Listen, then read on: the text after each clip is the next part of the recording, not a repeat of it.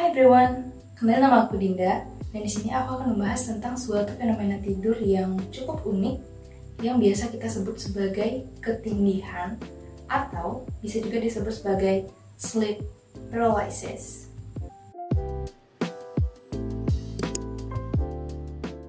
Pernah nggak sih kalian tiba-tiba kebangun di tengah malam terus badan kalian itu berasa kayak lumpuh, nggak bisa digerakin, dan kalian juga susah nafas, nggak bisa ngomong, beneran yang kayak kalian kebangun di tengah malam dan nggak bisa ngapa-ngapain. Nah, fenomena itu adalah sleep paralysis atau kelumpuhan tidur. Di Indonesia, fenomena ini biasa disebut sebagai ketindihan. Nah, ketindihan itu kalau orang-orang Indonesia banyak yang mengaitkan dengan adanya makhluk halus gitu. Tapi apakah benar ini adalah akibat dari adanya makhluk halus? Nah, saat kalian mengalami ketindihan atau sleep paralysis, kalian akan merasa bahwa tubuh kalian itu tidak bisa digerakkan sama sekali. Tidak jarang hal ini disertai dengan adanya penampakan sosok-sosok yang menakutkan di sekitar kalian.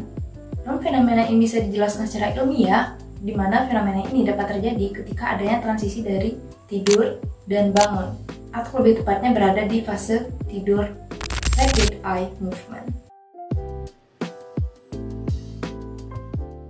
Jadi ketika tidur kita akan melewati beberapa fase. Secara garis besar, fase-fase tidur ini dapat dibagi menjadi dua, yaitu fase tidur non-rapid eye movement dan rapid eye movement. Nah, di fase yang kedua ini atau di fase rapid eye movement itu kalian bisa mengalami beberapa fenomena tidur seperti bermimpi. Ketindihan atau sleep paralysis terjadi di fase ini. Di fase rapid eye movement ini kalian akan mengalami suatu keadaan atonia di mana kalian akan mengalami kelumpuhan otot sementara. Hal ini bertujuan agar ketika kalian tidur itu ketika kalian bermimpi, kalian tidak melakukan hal-hal aneh atau bertindak mengikuti mimpi kalian. Nah, yang terjadi pada sleep paralysis itu adalah otak kita sebenarnya sudah bangun secara sepenuhnya. Akan tetapi tubuh masih berada dalam keadaan atonia, sehingga tubuh masih dalam keadaan lumpuh sementara. Keadaan lumpuh sementara ini seringkali membuat orang-orang merasa panik dan cemas karena tidak dapat menggerakkan tubuhnya. Sleep paralysis juga sering disertai dengan halusinasi akan adanya makhluk atau sosok lain di sekitar kita. Sleep paralysis ini dapat terjadi karena beberapa faktor.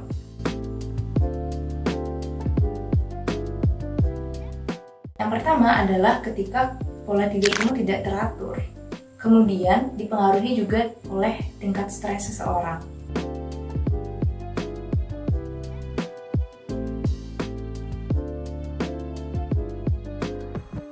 Aku sendiri itu sering mengalami sleep paralysis ini, dimana aku bahkan ketika masih SMA itu pernah mengalami sleep paralysis hampir setiap hari dalam beberapa bulan, kayak 3 atau 4 bulan gitu. Nah, hal itu terjadi karena aku emang lagi mengejar tes SNBT.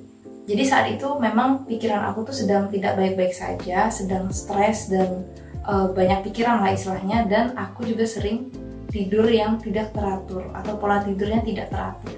Kadang-kadang aku bisa tidur jam 1, jam 2 pagi, tapi kadang-kadang bisa juga jam 8, jam 9. Nah, padahal biasanya aku itu tidur di jam 8 atau jam 9. Pergantian dari pola tidur yang cukup signifikan itu memberikan dampak di mana biasanya jam 1 atau jam 2 itu adalah waktu-waktu di mana aku mengalami keadaan atonia atau kelumpuhan sementara di tidurku.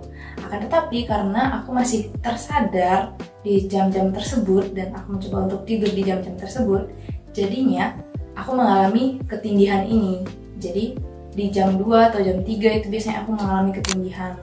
Nah, hal yang lebih mengesalkan dari ketindihan itu adalah false awakening. False awakening itu nggak selalu ada di setiap ketindihan, tetapi di beberapa kesempatan itu biasanya ada. False awakening ini apa? False awakening adalah keadaan ketika terbangun palsu. Jadi misalkan kalian sedang bermimpi. Kalian tahu kalian sedang bermimpi dan kalian mencoba untuk bangun.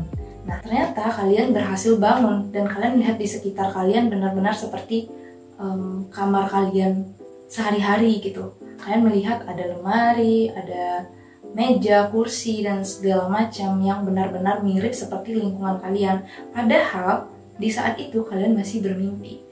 Hal yang membuat sleep paralysis ini melelahkan dalam tanda kutip. Itu selain dari sleep paralysis ini terjadi bisa berulang kali dalam sekali waktu tidur, itu juga kadang disertai dengan false awakening. Jadi kadang-kadang aku tuh kesel sendiri gitu loh di dalam mimpiku, dimana aku sadar bahwa aku belum bangun.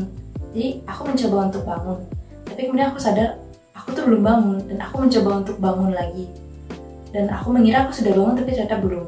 Dan itu benar-benar melelahkan sekali. Jadi ketika kalian benar-benar terbangun di dunia nyata, itu nanti kalian akan merasakan badan kalian lemas, gemetar, dan tidur yang kurang optimal. Apakah sleep paralysis ini berbahaya? Sebenarnya kalau secara langsung itu sleep paralysis tidak berbahaya. Itu adalah suatu keadaan atau fenomena tidur yang memang bisa terjadi kepada siapa saja, dan beberapa orang memang sering mengalami hal tersebut. Namun kalau terlalu sering mengalami hal itu, maka akan berpengaruh kepada kualitas tidur kita, dimana kita akan mendapatkan tidur yang kurang optimal, bangun tidur itu rasanya lelah, lemas, dan itu akan mempengaruhi produktivitas kita. Bagaimana sih cara untuk menghindari atau mengatasi sleep paralysis ini? Yang pertama, cara untuk menghindari dulu. Untuk menghindari sleep paralysis, kalau dari aku sendiri itu, secara pengalamanku, yang pertama tentunya jaga pola tidur.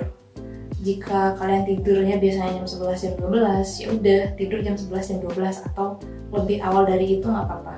Tapi kalau kalian tidur jam 11, jam 12 biasanya jam segitu, tapi kalian tidurnya malah jam 2, jam 3, itu agak rentan untuk mengalami sleep paralysis. Aku sendiri bahkan kalau misalkan lagi ada mengejar deadline tugas di perkuliahan, itu kan suka sampai jam 1, jam 2 gitu baru selesai.